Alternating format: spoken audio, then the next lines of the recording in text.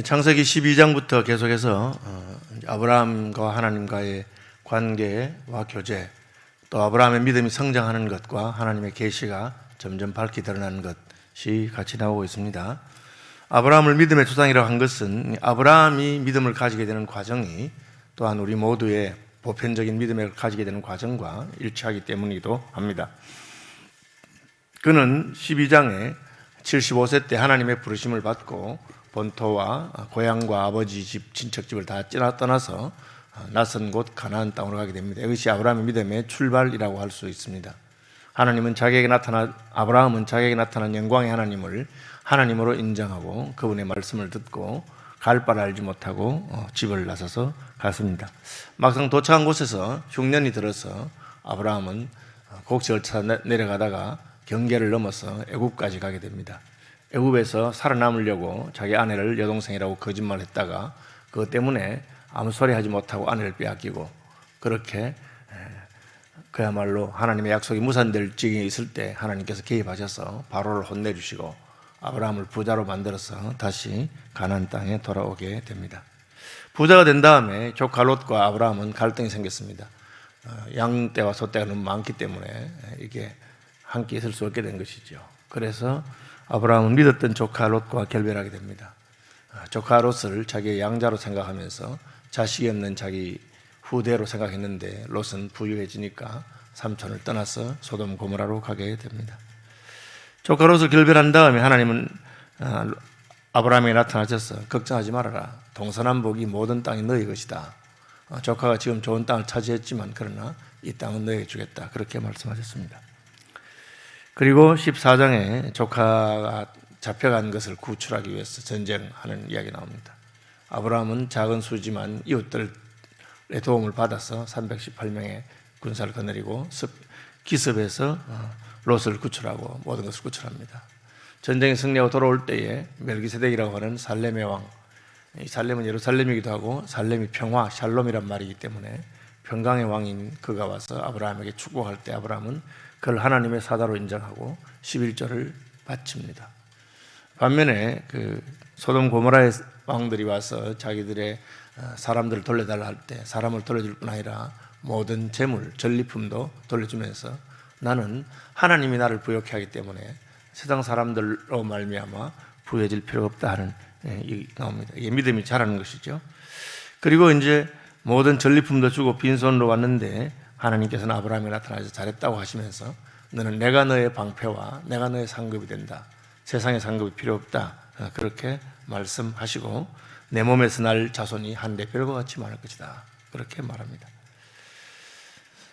하나님께서는 이 땅을 주실 확실한 증거로 하나님이 친히 짐승을 쪼갠 사이로 지나가시면서 내가 맹세하고 약속한다는 것을 보여주었습니다. 아브라함도 같이 지나가야 되는데 아브라함이 지나가지 않게 한 것은 아직 아브라함 믿음이 충분하지 않기 때문에 감당할 만한, 약속을 지킬 만한 믿음이 없으니까 그런 맹세를 하지 못하도록 한 것입니다.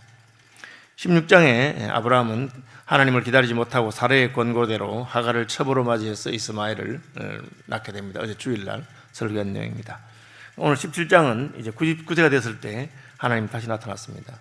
16장 마지막이 아브라함이 86세라고 했는데 이제 99세니까 13년 만에 하나님이 나타나셨습니다. 이제 아브라함은 13년을 기다려서 하나님을 만나는데 하나님께서는 아브라함에게 너 이름을 바꾸라 그렇게 말씀하시고 할례를 받아라 그렇게 말씀하시고 그 다음에 오늘 본문부터 나오는 사례의 이름도 바꾸어라 그렇게 말하고 있습니다.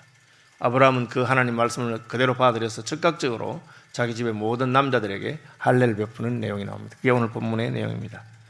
하나님은 두 가지를 명령하셨는데 하나는 이름을 바꾸라고 하는 것입니다. 이름을 바꾸라. 이름이라고 하는 것은 다른 사람에게 자기를 드러내는 표시입니다. 이름이 뭡니까? 할 때 이름 말하고죠. 나는 그 사람 이름도 모른다 하면 잘 모른다는 뜻이죠. 그래서 사람들은 아브라함을 그 이름으로 부릅니다. 그리고 그 이름이 아브라함의 정체성이 됩니다. 원래 이름은 아브람이라고 해서 높은 아버지, 높은 자, 존귀한 자라는 뜻이었는데 이제는 아브라함이라고 해서 그것은 많은 사람들의 아버지라고 됩니다. 다시 말하면 아브라함은 혼자 있을 때도 존귀한 사람이고 내 왕의 군대를 물리치고 그렇게 실력 있는 사람이었습니다. 사람들에게 인정받는 사람이었습니다. 그러나 이제는 그가 사람들에게 인정받는 것보다 그의 후손들로 말미암아 아브라함의 많은 후손이 생기는 것으로 말미암아 그의 정체성이 정해질 것을 말하고 있습니다. 실제로 아브라함은 인류 역사상 가장 많은 후손을 둔 사람이 됩니다. 아브라함의 후손이라고 자칭하는 유대인들과 그리고 아브라함의 후손이라고 생각하는 이슬람 사람들과 그렇죠. 이스마엘의 후손이라고 저희가 생각합니다. 또 아브라함의 후손이라고 생각하는 기독교인들과 로마 교인들과 그리고 동방정교인들 지금 전 세계에서 가장 많은 퍼센트입니다. 인류 인구가 지금 70억쯤 된다 해도 기독교를 섬기는 사람들이 한 20억, 이슬람을 섬기는 사람들이 한 18억, 그것만 해도 거의 절반이 넘습니다. 그런 많은 사람들이 아브라함의 후손이 됩니다. 하나님께서는 아브라함이 이름을 바꾸면서 그 이름대로 될 것을 말씀하고 계십니다. 하나님은 우리의 정체성을 드러내는 이름, 그 이름을 주십니다. 그리고 그 다음에는 사라에게도 그렇게 이름을 줍니다. 이 사라와 사레인데 사레죠. 사라와 사레는 같은 말인데 레는 이라고 하는 의미가 하나 붙었습니다. 그게 뭐냐면 나예라고 하는 것입니다.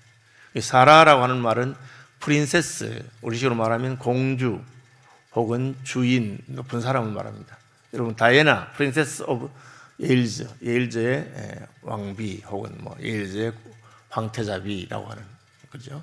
그런데 거기에 뒤에 전미사가 붙어서 나의라고 하면은 이거는 뜻이 축소된 것입니다.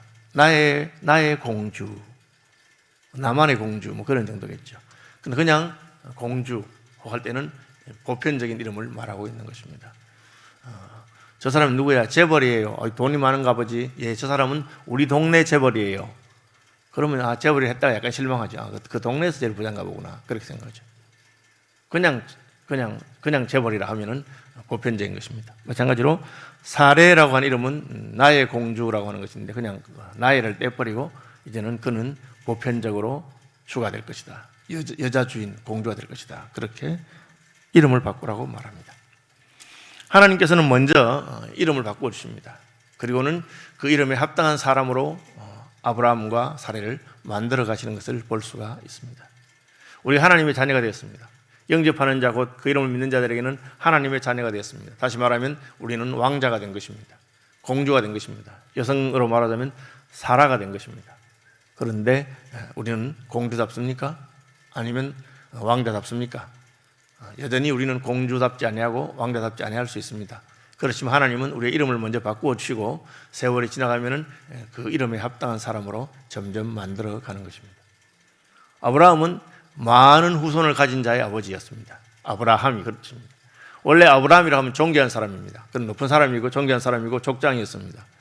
그런데 하나님은 아들 하나도 없는 아브라함에게 아브라함으로 이름을 바꾸고 내가 너로 많은 무리의 아버지가 되게 하겠다. 그리고 세월이 지나가면서 100세의 이삭 하나를 겨우 낳았지만 그 이삭을 통해서 아브라함과 이삭과 그 다음에 야곱과 에서를 낳죠. 그 둘 중에서도 야곱을 통해서 12아들을 낳고 12아들이 또 70명이 되었다가 60만 명이 되었다가 남자만 60만 명, 200만 명이 되었다가 그 다음에는 신약교회로 이어져서 예수 그리스도가 탄생하시고 많은 민족의 조상이 되게 하는 것입니다. 이 두 가지, 이것이 이름을 바꾸는 것입니다. 그 다음에 할례입니다. 할례라고 하는 것은 지금 개혁개정판에는 포피의 끝을 자른다 했는데 남자의 성기의 끝을 자른 겁니다. 옛날에 양피를 자른다 그렇게 했어요. 양피라 하는 것은 음양, 음은 여성을 말하고 양은 남성을 말하기 때문에 남성을 말합니다. 남성의 성기의 끝을 자릅니다. 그것은 생명을 상징하는 것입니다. 그와 그의 모든 후손이 하나님 앞에서 자기의 생명을 걸고 언약을 맺었다는 것입니다. 다시 말하면 우리의 생명은 하나님께 있고 하나님의 언약에 우리의 목숨을 다 걸었다, 그런 뜻을 가지고 있습니다. 목숨을 걸고 맺은 언약입니다. 전에는 하나님께서 친히 언약을 맺었습니다. 짐승을 쪼개고 그 가운데로 하나님의 불길이 지나갔습니다. 창세기 15장입니다. 그럼 무엇을 말합니까? 약속을 어기면 이 짐승이 쪼개진 것처럼 될 것이다. 그러니까 족장들이 서로 언약을 맺을 때 짐승을 죽여서 딱 갈라놓고는 둘이 같이 그 가운데 왔다 갔다 합니다. 너나 나나 약속을 어긴 자는 이렇게 된다. 그런 일종의 맹세이죠. 하나님께서 먼저 약속하셨습니다. 짐승을 쪼개서 그 사이를 지나가면서 내가 너와 맺은 언약을 지키기 위해서 이렇게 나는 목숨을 걸었다. 그렇게 했습니다. 하나님은 그 약속을 지키기 위해서 자기 아들을 아끼지 아니하시고 우리에게 주셨습니다.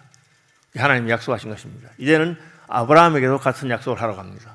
너의 양피 끝을 잘라서 너의 생명을 내게 주라. 그렇게 말씀하십니다. 아브라함은 즉각적으로 지체 없이 자기의 모든 집안의 남들에게 그 할례의 의식을 행합니다. 아브라함이 그렇게 한 것은 하나님과 약속을 맺는 것이 복되다는 것을 알고 하나님이 아브라함이 맺고자 하는 약속이 축복인 것을 알았기 때문에 그렇습니다. 신약적으로만 오늘날 이것은 세례입니다. 세례도 역시 죽음을 상징하는 것입니다. 물속에 들어갔다 나오는 것이기 때문에. 그래서 생명의 상징인 양피의 끝을 자르는 것이나 세례받아서 물속에 들어가서 죽었다가 살아나오는 것과 같은 의미가 있습니다.